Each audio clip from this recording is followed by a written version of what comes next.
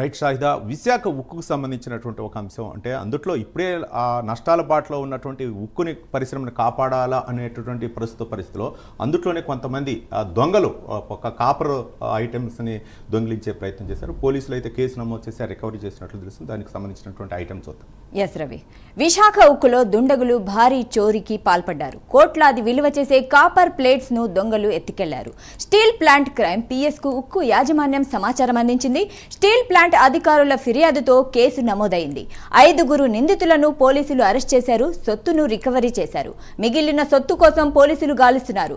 ఘటనలో ఇంటి దొంగలు ఉన్నట్లు పోలీసులు అనుమానిస్తున్నారు.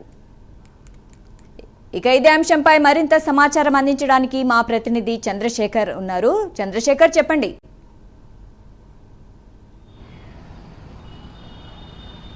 రైట్ సాహిదా, చూసుకుంటే ఒకవైపు నష్టాల బాటలో ఉంటూ విశాఖ ఉక్కు అయితే ఇబ్బందులు పాలవుతుంది. మరోవైపు వరుస చోరీ ఘటనలు కూడా విశాఖ ఉక్కులో కానీ విశాఖ ఉక్కుకు సంబంధించినటువంటి అధికారులు కూడా కంటి మీద కునుకు లేకుండా చేస్తారని చెప్పుకోండి. ఈ నేపథ్యంలోనే గత వారం రోజుల క్రితం విశాఖ ఉక్కుకు సంబంధించినటువంటి ఓ విభాగంలో ఉన్నటువంటి 5 కాపర్ ప్లేట్లు, అంటే అత్యంత భారీ కలిగినటువంటి కేవలం క్రేన్ సహాయంతో మాత్రమే తరలించేటటువంటి 5 కాపర్ ప్లేట్లు, దాని విలువ కూడా కోట్లాది రూపాయలు ఉండొచ్చు, దాదాపు 10-12 కోట్ల రూపాయలు ఉండొచ్చు అని చెప్పేసి అయితే అధికారులు అంచనాకు వచ్చినటువంటి పరిస్థితి ఉంది. ఈ నేపథ్యంలో ఈ 5 ప్లేట్ను కూడా కొంతమంది దొండగలు అయితే తస్కరించినటువంటి పరిస్థితి అయితే ఆలస్యంగానే వెలుగులోకి వచ్చింది. ఈ నేపథ్యంలో తేరుకున్నటువంటి విశాఖ ఉక్కుకు సంబంధించినటువంటి విభాగం అధికారులంతా కూడా అక్కడ ఉన్నటువంటి విశాఖ స్టీల్ ప్లాంట్ క్రైమ్ విభాగం పోలీసులకు అయితే ఫిర్యాదు చేశారు. అయితే రంగంలోకి దిగినటువంటి క్రైమ్ విభాగం పోలీసులు పూర్తిగా దర్యాప్తు అయితే చేపట్టారు. దర్యాప్తు చేపట్టినటువంటి 4 రోజుల్లోనే దొంగతనానికి పాల్పడినటువంటి 5 వ్యక్తులను కూడా అదుపులోకి తీసుకుని వారి స్టైల్లో విచారించగా అయితే చోరీ ఏ విధంగా చేశారనే దానిపైన అయితే పూసగుచ్చినట్లు పోలీసులకు చెప్పినట్లుగా తెలిసింది. ముఖ్యంగా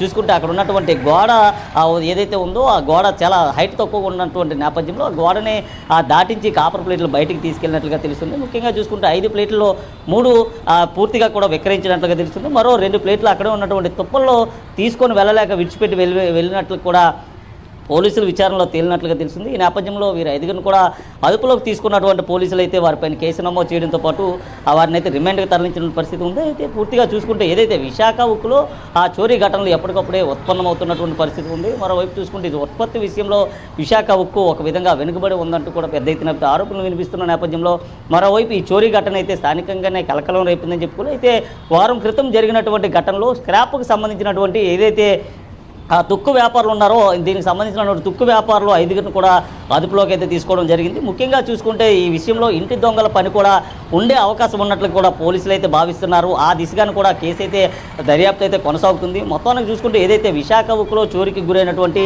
ఘటన ఏదైతే ఉందో ఈ ఘటనను కూడా చాలా గోప్యంగా ఉంచి పోలీసులు అయితే దర్యాప్తు కొనసాగించారు. వీరు గోప్యంగా ఉంచిన నేపథ్యంలోనే 5 దొంగలు కూడా పోలీసులు పట్టుబడినటువంటి పరిస్థితి ఉంది. వారి నుంచి 3 ప్లేట్లకు సంబంధించి కూడా రికవర్ అయితే చేసుకోవాల్సినటువంటి అవసరం ఉందంటూ విశాఖ క్రైమ్ పోలీసులు అయితే భావిస్తున్నారు. ఈ నేపథ్యంలోనే ఆ దిశగా కూడా పోలీసులు అయితే దర్యాప్తు కొనసాగుతుంది. మరి ముఖ్యంగా చూసుకుంటే ఏదైతే విశాఖ స్టీల్ ప్లాంట్లో కోట్లాది రూపాయల ఆస్తులు అయితే ఉన్నాయి, ఈ కోట్లాది రూపాయల ఆస్తులను కూడా కాపాడాల్సినటువంటి బాధ్యత ఒకవైపు ఇటు యాజమాన్యంతో పాటు మరోవైపు ఉద్యోగులకి లేదా అందులో పనిచేసేటటువంటి కార్మికులకి ఎంతైనా ఉందంటూ కూడా తెలిసిన పరిస్థితి ఉంది. ఈ నేపథ్యంలో ఏదైతే చోరీకి గురవుతున్నటువంటి విశాఖ ఉక్కుకి ఆనుకుని ఉన్నటువంటి కొన్ని గ్రామాల్లో పక్కనే తుక్కు వ్యాపారాలు కూడా చాలా పెద్ద తుక్కు వ్యాపారాలు కూడా కొనసాగిస్తున్నటువంటి పరిస్థితి ఉంది. ఏదైతే విశాఖ ఉక్కులో ఉండేటటువంటి కొన్ని పనిముట్లు కానీ లేదా కొన్ని దానికి సంబంధించినటువంటి ఇనుప చట్టాలు కానీ లేదా కొన్ని వస్తువులు అంతా కూడా విశాఖ ఉక్కు పరిసర ప్రాంతాల్లో ఉన్నటువంటి ఏదైతే పెదగంటెడు కానీ లేదా పిట్టవనపాలెం ఈ ప్రాంతం పాలవలస ఈ ప్రాంతంలో ఎక్కువగా స్క్రాప్ దుకాణాలు కూడా వెలిచినటువంటి పరిస్థితి ఉంది. దీని నుంచి కోట్లాది రూపాయలు కూడా గడిస్తున్నారు.